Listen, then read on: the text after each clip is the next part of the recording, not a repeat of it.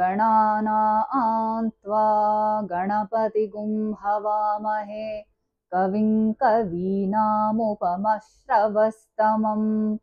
ज्येष्ठराजं ब्रह्मणां ब्रह्मणस्पत आनशृण्वन्नोतिभिः सीदसादनम् प्रणो देवी सरस्वती वाजेभिर्वाजिनीवती धीनामवित्र्यवतु गणेशाय नमः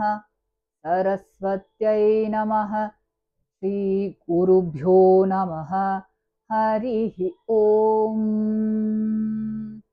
ॐ शान्ति शान्ति शान्तिः। ॐ नमो भगवते रुद्राय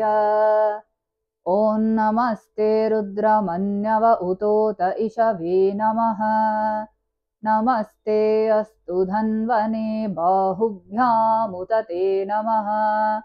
यात इषु शिवतमा शिवं बभूवते धनुः शिवा शरव्या यातवतया नो रुद्रमृडय या ते रुद्रशिवा तनूरघोरा पापकाशिनी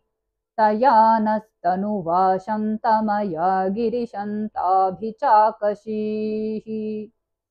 यामिषुं गिरिशन्तहस्ते बिभर्षस्तवे शिवाङ्गिरित्रतां कुरु माहि गुंसीः पुरुषं जगत् शिवेन वचसा त्वा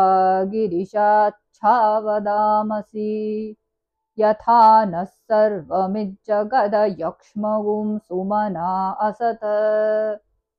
अध्यवोचदधिवक्ता प्रथमो दैव्योऽभिषक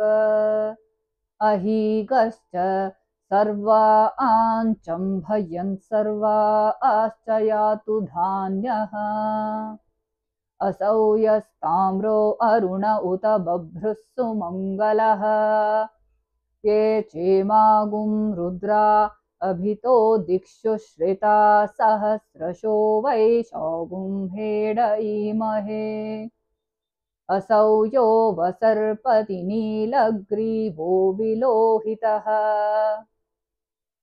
उतैनं गोपा अदृशन्नदृशन्नुदहार्यः उतैनं विश्वा भूतानि सदृष्टो मृडयातिनः नमो अस्तु नीलग्रीवाय सहस्राक्षाय मीढुषे अथो ये अस्य सत्त्वानुहन्तेभ्यो करन्नमः प्रमुञ्च धन्वनस्त्वमुभयोरार्त्नियोर्जाम् याश्च ते हस्त इषवः पराता भगवो वप अवतत्यधनुस्त्वगुं सहस्राक्षशते शुधे निशीर्य शल्यानामुखा शिवो नः सुमना भव विज्जन्धनुकपर्दिनो विशल्यो बाणवागुं उत अनेशन्नस्येषव आभुरस्य निशङ्गथिः या ते हेतिर्मीढुष्टमहस्ते बभूवते धनुः तयास्मान् विश्वतस्त्वमयक्ष्मया परिभुज नमस्ते अस्त्वायुधाय नातताय धृष्णवे उभाभ्यामुत ते नमो बाहुभ्यां तव धन्वने